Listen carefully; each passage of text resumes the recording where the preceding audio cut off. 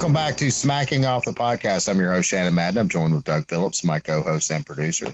And we're joined with one Chris Scully. What's up, homie? We are Penn State. And we're also joined with one Mack Mackenzie Brooks. How you doing, girl? Good. What's up? Yeah, he said we are Penn State. We are going to lose if you Penn State. You're damn right. Mm-hmm. And so I'm sure you can probably guess with the two people that are going to be talking about this game that we're talking about the upcoming Iowa-Penn State matchup. Big Ten game of the year so far. That's a big one. That is a big, big game. Let's talk about it, y'all. Go ahead, Matt. Ladies first. Yeah, Chris, you first. Ladies first. Well, since the fact that Penn State has Whitkins about what? What? Chris just officially lost cell phone reception, so I think that he should. Oh, hold on. Okay, Chris is now he just paid his bill. He just hit the button on. Okay, all right. Internet, now, so he's no. Serious question, Mac. Why did Iowa not take this as a night game in Kinnick? Why did they settle for a 3:00 game? To be That was honest, kind of dumb. I think it was just the way that the schedule was set up this year, because the Iowa State game was also supposed to be a night game, and it ended up being a daytime game too. Not sure why, and I'll tell you this right now, like all bullshit, shit talking aside, College game day should have been in Kinnick Stadium. I'll tell you that. Should have been in Kinnick Stadium, but they cover like one game a year per team, and Iowa was already covered with Iowa State. And also they also cover like 6 games for Alabama too. Don't forget that. Roll Tide. Yeah, that's true too. Fuck Alabama, pussies. Anywho, but I agree with you. It definitely should have been a night game, but for whatever reason, There's been some really hard. Amazing 12 o'clock and 2 o'clock games this year. That all should have been marquee matchups, and then you go and look at the marquee matchups. It's like, y'all serious? Y'all really want me to watch this shit? I saw that the line was Penn State getting 2, and the over and under was 40.5. If I was a betting man like I used to be, I would take that under in a heartbeat. I think that's a lock. I think this Penn State Iowa game, you might probably see a 12-9 final score. I'll be honest with you. It's going to be such a defensive battle that it's almost going to be boring in a sense. But in my opinion, I don't think Iowa has seen an offense like Penn State has, and I don't think Penn State has seen a defense like Iowa has yet. That's my honest opinion. What do you think, Mac? Do you think Iowa has seen an offense like Penn State has this year? If I have to be realistic, I'm going to say the closest offense that we've seen as far as high tempo up until we play y'all on Saturday is going to be probably a mix between the Kent State game, or not the Kent State game, but yeah, the Kent State game and Iowa State. Because those two teams run about. Back up. You're comparing Penn State's offensive production to Kent State? No, she said Iowa State. Iowa State. No, I said okay. both of them. No, she said. Oh, okay. Don't stop me in the middle of an explanation, Shannon. This is my show currently. You can wait, sir. Thank you. Yeah, Shannon, she's gonna hurt you, man. She'll hurt you. Hey, she's hurting you, man. You need to think about what she's saying for a second. Go ahead. I'm sorry. I'll back up. Okay, I'm literally speaking in terms of the tempo. I'm not talking about offensive efficiency. I'm not talking about like the actual bread and butter numbers. I'm speaking strictly just off of tempo and the fact that that Kent State runs damn near a no-huddle offense, which is pretty much the same thing as Iowa State does, which is almost the same thing as Penn State does. Penn State with a quarter has a of very the talent. Yes, exactly. Penn State has a very quick fire offense, but what Penn State doesn't seem to take, or is taking lightly, in my opinion, at least from some of the fans that I've talked to, that they don't think that Iowa's defense is going to be able to contain them, which is a complete face lie. Everybody fucking knows that. I will state this, though. Iowa's offense has not seen a defense like Penn State. That I can say. And on the other side, Penn State has not faced an offense as versatile as Iowa. I mean, I have 3 running backs that pretty much go back to back to back. I have 2 tight ends who, for some reason, can't seem to be stopped very well. And Iowa always has good tight ends. There was kind of a fall off from last year. There was kind of a fall off. Our second side tight end got hurt, so it was just Sam Laporta on the one side. But now we've got Sam Laporta and Nico Reganey back together, and the tight end tandem there is disgusting.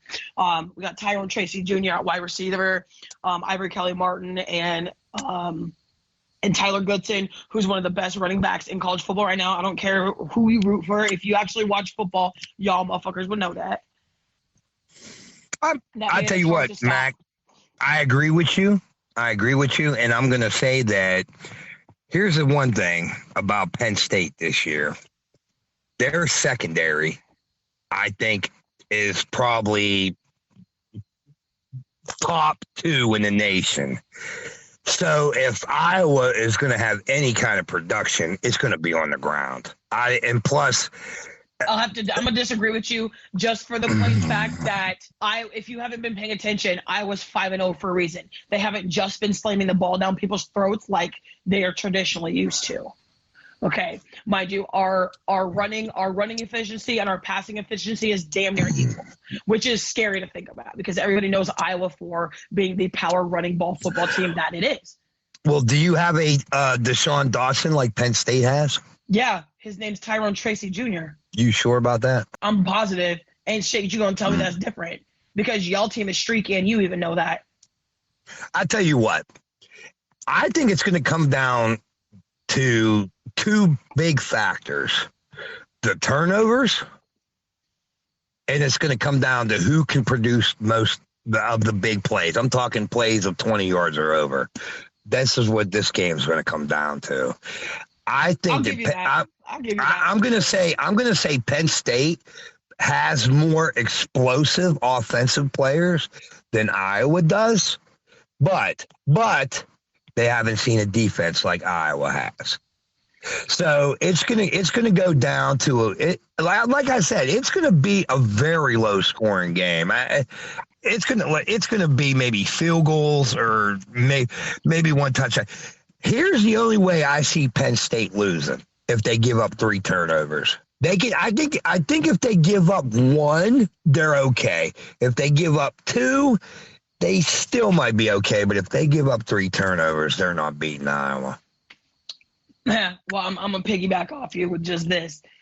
Okay, the Iowa defense has not let a game score get past 25 points in the past 25 games or some shit. 20 games. However, Iowa's issue, and everybody knows this, like, I'm a realist. You can just hold your fucking tongue, Scully. I'm talking. Thanks. Okay. Go ahead. I'm letting you go. I was sipping my coffee. Chill. Everybody knows that Iowa has a problem with consistency, and to be honest, which is exactly the reason why I'm so shocked that we're 5-0. I'm not even gonna lie to you. Like, dead ass. Like, I really thought the Maryland game was going to be that first test. Well, really, the first test was supposed to be Iowa State. That didn't happen. We beat the shit out of them. Then we beat Colorado State and Kent State. Then the Maryland game. I took Iowa by 3 because Talia T is not nobody to be fucking played with, period. Like, their wide receiver, Demas Jr., also not somebody to be played with. Unfortunately, he is now out for the rest of the season due to a knee injury from last week's game. And fast recoveries to him. We don't ever want to see none of these college players get hurt like that for real. But Maryland was supposed to be Iowa's first test. That didn't happen. So I'm really hoping that y'all Nittany Lions bring the pain so we can show you what it's like to actually, still be undefeated. Okay. Y'all finna lose on Saturday, period. I don't give a shit what you say. I don't give a shit what you think. You know what, Mac? Everybody know that it's hard to play in Kinnick Stadium even if you're a Hawkeye, period. Oh, listen, I'm not arguing with that. That's why I was so surprised that Iowa didn't pick this to be the prime time game under the lights. I was actually shocked by that. I mean, it is hard to beat Iowa in Iowa at a night game. I mean, even Ohio State can even tell you that. I mean, and here's another thing. Iowa has always been a kind of a thorn in our side when we've been ranked in the top 5. I mean, that's just a given. Remember a few years ago when we had that walk-off touchdown right there at the end? Remember that? Mm-hmm. Yeah, that was nice, huh? It's funny. I think it's funny that you out here living in the past. You remember last year when we beat y'all? That happened. All right. You beat us last year. You beat us. You were the last. Iowa was the last team that Penn State that lost to. So right now, if you combine this year and past season, we're 9-0. So since the Iowa game. like I said, I have all the respect for Iowa. I love Kirk Ferentz. I love the guy. Granted, he's from Pittsburgh, and I told you that. But and right now, he's the most 10-year coach, and I will give the coaching advantage to Iowa because Penn State's coaching staff has dramatically changed since last year. We picked up some really good, proven positional coaches and a new offensive coordinator. Okay, Max, so let's talk football. What do you think Iowa needs to do to beat Penn State? And I will rebuttal with my opinion. You cute, first of all. You cute. Thank you. You're cute too. You cute as shit. Too bad you hit on for the other side. That's cute. You assuming, baby boy. Look, I would rock your world on a whole. Shit. Chris, I thought you had it for the other side. Shit. Thank you. Shit. Ask the last girl that had to go to the hospital for dehydration. Oh my God. Now go ahead, Mac. That was your job as a man to hydrate her. With your hose, with your big, giant, huge, massive hydrating hose. This is I'm kidding, Mac. Go ahead, Mac. I love it. So Iowa's main thing is Iowa has to stay damn near perfect. I'm talking, mental errors. I'm talking like crisp passes. I'm talking, catches for yards after, yards after the catch. Let's talk football. If you were the offensive coordinator, how would you plan your game against Penn State?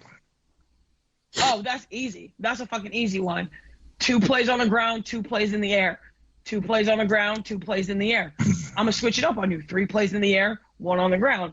We got to switch it up because if y'all catch on, then it's going to be over with. But if we just keep running, if we keep cycling in fresh legs for running backs, y'all motherfuckers is going to get tired. That's been proven. It's been proven with. Oh, no. Listen, Penn State beat Wisconsin when Wisconsin damn near had 48 minutes of total offense.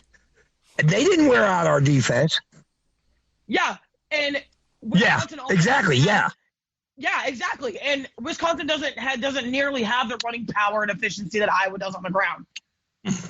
Period. Well, you got to play him too, so we'll see.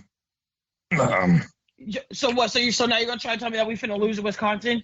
I didn't say that. I said you got to play him. We'll see. I didn't say you were going to beat him or lose to him. Now, if I'm the Penn State OC, my very first play, I'm going to run a 3 wide receiver set, let Dotson be 1-on-1 with the weakest corner you got on the field, and by film I will figure that out. And on first play, I'm going to run a freaking play action deep bomb to Dotson, just so I can shut up your crowd. That's funny. You're cute. That's the very first play I would run against you. That's adorable. I mean, that's fine. We'll just run a tight end flare to the other side and watch you try to catch Laporta because he's damn near unstoppable. So is Dawson. Yeah, well, welcome to football, Chris. You not the welcome to football. That's right. You not the only one who knows. How about that surprise transfer from Baylor we got, Kevon Lee? He's been busting some 20-yard runs. And we got freaking Noah Kane too. So we got some running backs. This game is gonna be a Big 10 classic forever. I think this is for Chrissy. He got a transfer from Baylor. Golf claps. Now he's going to be the next. Yeah, he was the number one running back from Baylor. He came to Penn State. Is he the number one right now? I don't listen. I'll be honest with you. Have a seat. Listen, I have not done my homework to find out where these players stand as far as the standing. So you probably have a lot more knowledge than me in that. I'm going to need you to get it together. How you going to come on smacking off with me of all people and not do your homework, Scully?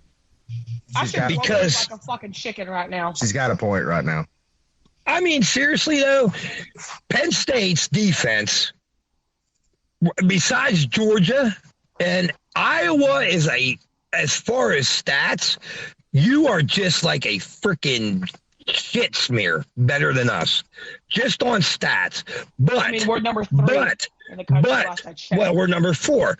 But I think Penn State has played tougher teams than Iowa has. Yeah, we beat Wisconsin. We beat Auburn. You always got to discredit wins. That shit is so fucking stupid and disrespectful. I'm gonna tell you this: when we played Indiana, who you beat besides Iowa State? That was ranked. Indiana was ranked 17 when we played them. Iowa State. Was and we just shut them out. We just shut them out. They didn't even score on us. Have a seat. So you sit here acting like just because you play tougher teams, your motherfucking team is better. That's not how the fuck it works, bitch. We're both. Well, if you see better competition through the year, yeah. Y'all assholes are finna figure that shit out on Saturday when you have to come to fucking Duke Slater's Field, Kinnick Stadium, and be embarrassed. So hey, like I said, what's a little birdie to a Nittany Lion? I don't know. Why don't you refer to last year's game? And right now, who has the streak? Who has the win streak on? Between Penn State and Iowa, who has the win streak? Penn State has 2 games ahead of us. No, I believe overall we're Penn State 17, Iowa 13. But as far as right now, since you beat us last year, but it was Kobe year, so nope, I don't know. Don't do.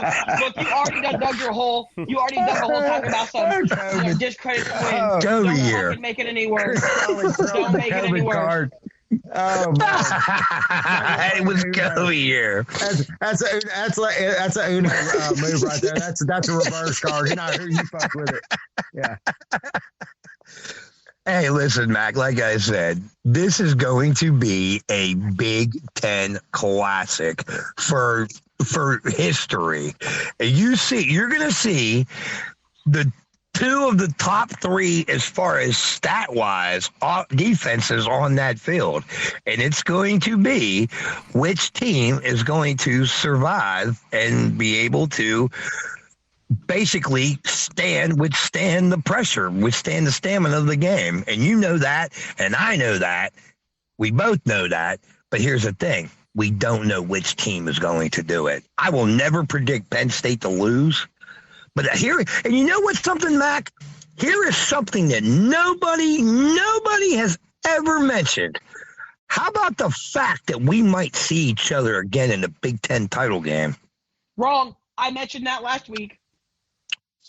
No, I'm talking about the experts on Fox and ESPN and shit. Like the people I'm not talking about you. I felt that.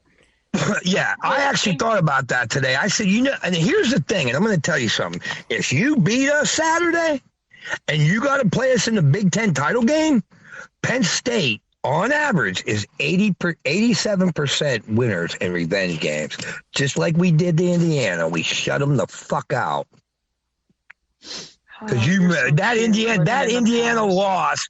Listen, that Indiana loss last year just deflated Penn State, deflated us, and we couldn't turn it around until what, Game 6, until we finally won a game.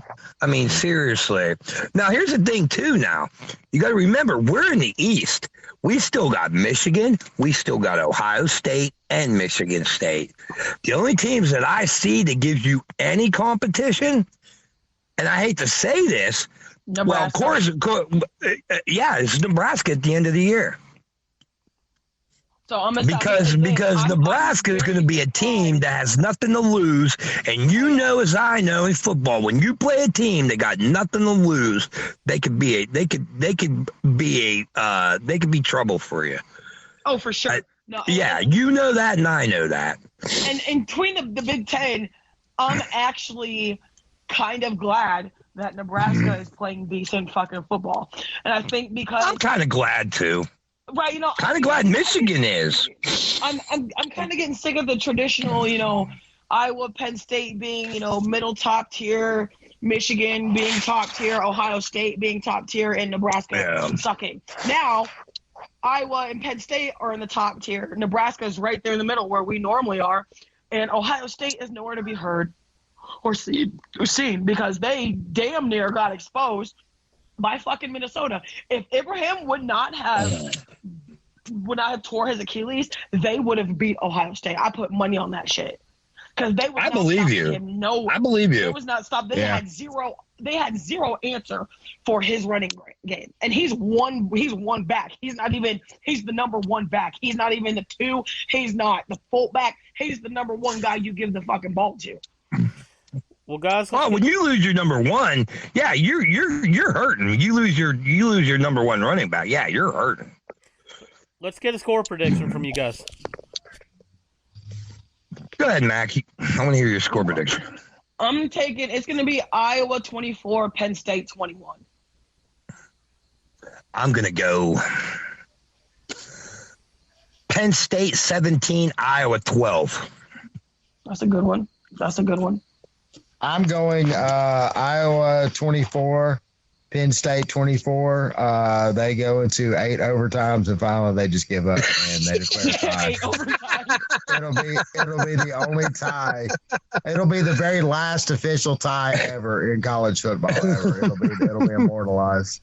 All right. Hey, is there a limit on how many overtimes before it does? And I'm just asking as a general question. Is there a certain amount of overtimes where it would go to an official tie? Not to my Chris, knowledge. I think this might be the game this year that we may find that out. Well, guys, Seriously. I'm going with Tyson Fury with a 3rd round knockout. Dude, I am pumped about this matchup. I saw the commercial for it at lunch, and the helper were talking about it. Yeah, Tyson Fury. Oh man, I think Deontay's got something for that ass this time around. I don't know. I think he's cracking up. but I tell you what. Tyson Fury's going to beat the shit out of him, to be honest with you. Really? Yeah. I don't know. I mean, okay, I'm not gonna go as far as beat the shit out of him because Deontay Wilder changed up his camp. He changed up his head coach, coaching, all that. He's actually learned how to punch. So yeah. I'm excited to see this fight, but I'm still taking Tyson Fury. That's my guy. Well, Deontay, he's from Tuscaloosa, so we gotta roll the tide on that one, Oh, here we go. Homer. I'd love to see Wilder win the fight. I just the last fight, I don't know. It just looks like Tyson Fury has got him figured out. Yeah, you're right. I watched that fight, and it was if you were a Deontay fan, it was a tough one to watch. Yep. All right, guys. Good luck. Hey, good luck to both. Thanks for having us on, guys. I really appreciate talking to Mac. I really do. It was a great segment. Thanks, guys, so much. Y'all take care. Hey, Mac, Big Ten title game. We might be talking again. It might be. I don't see why we wouldn't, to be honest. True story. And you know what? I say 80% we're going to see each other in the Big Ten title in Indy. I'll give you that. Yeah, I'll take that. I'll even take 85. We'll see each other again. Yeah. Good night, guys. Hey, Later. good night, guys. Hey, Mac, take care. Good luck. You too. Bye-bye. You too, Scully. Bye-bye. All right, bye-bye.